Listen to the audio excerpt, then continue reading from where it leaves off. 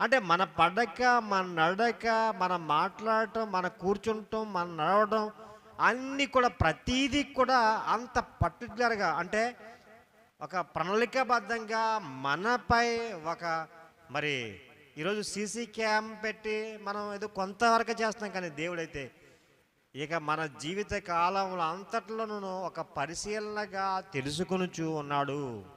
తెలుసుకుంటూ మన పరిశోధనాత్మకంగా మనల్ని చూస్తూ ఉన్నాడు.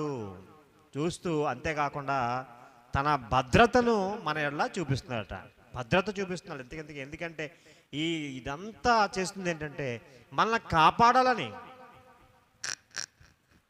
ఏమండి? మనల్ని కాపాడాలని. ఈరోజు ఒక దొంగ ఉన్నాడు. ఎవడు చెప్పండి? మనల్ని దొంగిలించేటువంటి దొంగ ఉన్నాడు. ఎవడంటే అపవాది. అపవాది నుంచి మనల్ని